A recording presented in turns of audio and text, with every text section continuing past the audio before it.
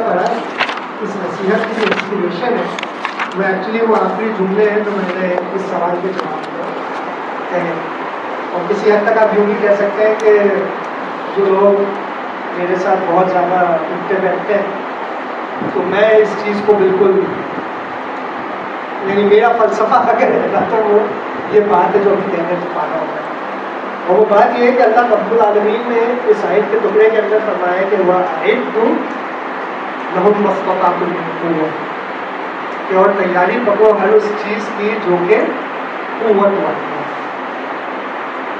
اللہ کے یہاں سرخرو ہونے کا طریقہ، چاہے اپنی ذات میں یا جمعیت کے لیے یا جماعت کے لیے یا اقامت دین کے کام کے لیے، وہ رستہ قوت کا رستہ ہے۔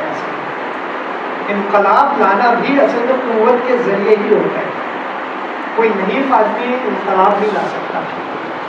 تو اب سوال یہ اٹھتا ہے کہ ہماری ذمہ داری کیا ہے؟ یقین کریں میں اس چیز پہ یقین رکھتا ہوں کہ اگر ہم طاقتور بن جائیں، قوت والے بن جائیں، تو جتنی زیادہ ہم خدمت کر سکتے ہیں تحریک کی، کوئی اور طریقہ نہیں ہے کرنے کا۔ اب جو سوال آپ کے ذہنوں میں اٹھنا چاہیے وہ یہ ہے کہ قوت کیا چیز ہے، قوت کا حصول کیسے کیا جا سکتا ہے؟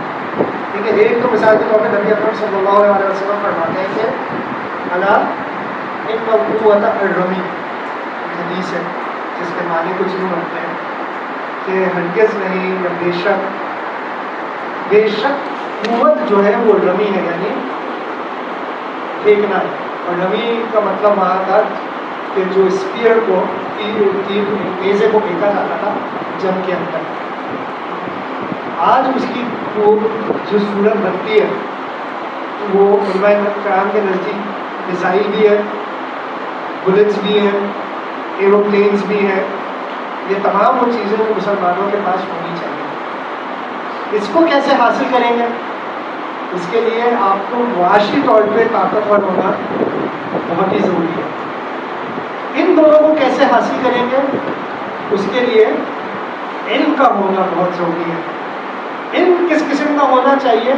تو پہلا تو دعا ہمیشہ یہ ہونی چاہیے کہ اللہم ارزقنا علما نافعا واسعا عمیقا، کہ علم ہو جو کہ نفع والا ہو، وسیع ہو، گہرا ہو، اور اس میں ظاہر سی بات ہے جو مستند ترین علم ہے، جس میں کوئی ڈاؤٹ ہی نہیں ہے، کوئی شک ہی نہیں ہے، کوئی بحث ہی نہیں ہے، کوئی مباحثہ ہی نہیں ہے، وہ تو وحی کا علم ہے، یعنی قرآن اور حدیث کا علم۔ تو اس کی طرف بھی توجہ ہے بہت زیادہ، عالم بننے کو نہیں کہہ رہا، لیکن یہ ضرور کہہ رہا ہوں کہ اپنی روٹین کے میں اس کا مطالعہ ضرور رکھیں، قرآن کا تفسیر کے ساتھ اور حدیث کا بھی تشریح کے ساتھ ان کا مطالعہ ضرور کریں۔ نمبر 2، کچھ ہوتا ہے جو کہ فرض عین ہوتا ہے، کچھ ہوتا ہے جو فرض کفایہ ہوتا ہے۔ اب کیونکہ آپ سب جمعیت کے افراد ہیں تو یقیناً آپ لوگ کسی کالج اور یونیورسٹی میں جاتے ہیں، ٹھیک، اور کالج اور یونیورسٹی میں آپ نے کوئی فیلڈ اپنے لیے چن لی ہے، وہ فیلڈ اب آپ کے لیے فرض کفایہ نہیں رہے، آپ کے لیے وہ فرض عین بن گیا۔ کیونکہ آپ نے مثال کے طور پر میڈیکل سائنس چنا ہے اپنے لیے، تو اب اس امت کو ضرورت ہے ان لوگوں کی، تو اب آپ اس فیلڈ میں ایکسل کریں، یہ آپ کی ذمہ داری ہے، ٹھیک ہے۔ اور اسی قسم سے اگر کسی نے بزنس چوز کر لیا ہے تو اس میں ایکسل کریں، کیونکہ نبی مہربان صلی اللہ علیہ وسلم نے کیا فرمایا ہے کہ کوئی بھی کام کرو، مفہوم بیان کر رہا ہوں تعلیم کا، حدیث کا بھی تعلیم جو ہے نبی کا، کہ کوئی بھی کام کرو ایسے طریقے سے کرو، حتیٰ کہ یعنی کرکٹ کسی نما چیزوں کو بھی مارو تو ایسے طریقے سے مارو، ایک ہی بار میں مارو۔ ایسے کی ڈیفینیشن میں یہ بھی آتا ہے کہ جب ذبح کرو کسی جانور کو تو اپنی چھریوں کو تیز کرنا، یعنی جو کام کرنا ہے وہ پرفیکشنزم کے ساتھ کرنا ہے، آدھا اوڑھا بیکار قسم سے، ادھورے قسم سے، چل چلاؤ طریقے سے، تنپٹ طریقے سے نہیں کرنا ہے، بلکہ اچھے قسم سے کام کرنا ہے۔ جب آپ علم حاصل کریں گے تو اپنے لیے عبد الرحمن بن عوف رضی اللہ تعالیٰ عنہ کی طرح ایک زبردست تاجر بھی بنیں گے. تاجر سے مطلب صرف یہ نہیں ہوتا کہ مال کو بیچیں, آپ اگر اپنی مشقت کو بھی بیچ رہے ہیں تو وہ بھی تاجر ہے, اس کی آپ اجرت لیتے ہیں, ٹھیک ہے. تو اس میں بھی پھر ایکسل کرنے کا سوچیں, اور کسی بھی قسم سے اپنی فزیکل فٹنس کا, میری طرف سے آئی ہے یہ بات, کوئی شرمندگی کی بات ہے, مگر پھر بھی کسی بھی قسم سے اپنی فزیکل فٹنس کو پیچھے نہیں جانے دیں. یہ روٹین ہونی چاہیے تحریکی لوگوں کی. میں خود اپنی زندگی کا ایک واقعہ سناتا ہوں.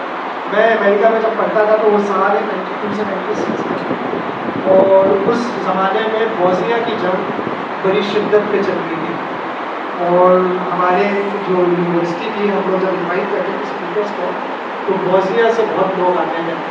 تو ایک بار ہماری مسجد میں بوسنیا کے سب سے بڑی مسجد کے امام صاحب آئے. ہماری عمر اس وقت کیا تھی, ہم لوگ مسلم اسٹوڈنٹس ایسوسیشن کے لڑکے تھے, آپ ہی کی عمر کے ہوں گے, 20-21 سال کا ہوگا میں اس ٹائم پر. وہ آئے, غالباً رمضان کا مہینہ تھا, انہوں نے تراویح پڑھی. تراویح پڑھانے کے بعد ہم لڑکوں کے ساتھ وہ بیٹھے, اور بیٹھتے ہی کہتے ہیں وہ کہ میں ہر روز, صحیح نمبر نہیں کہہ رہا لیکن مثال کے طور پہ, میں ہر روز 5 کلومیٹر کی جاگنگ کرتا ہوں, اب میرے ساتھ کون چلے گا جاگنگ کرنے. ٹھیک ہے, ہماری تو 21-22 سال کے, لیکن ہمارے ہاتھوں میں مجھے آج بھی یاد ہے چیز. لیکن جو تحریکی لوگ ہوتے ہیں وہ صرف اپنی مال و دولت, علم کا اور صحت کا خیال نہیں رکھتے, بلکہ اپنے جسم کا بھی خیال رکھتے ہیں, اس کو بھی قوت والا رکھتے ہیں. اور اس حوالے سے پھر اس سوال کی طرف بھی آ جانا چاہیے کہ یہ امپریشن بھی دینا اپنے کیمپس پہ کہ I am a fit person, میں اسپورٹس میں حصہ لیتا ہوں, میں جاگنگ کرتا ہوں, آپ کو دعوت کے کام میں بہت فائدہ دے گا.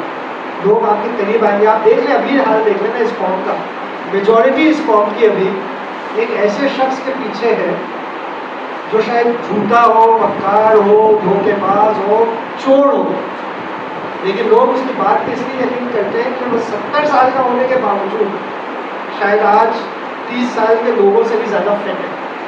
تو عوام کو اٹریکٹ کرتی ہے یہ چیزیں.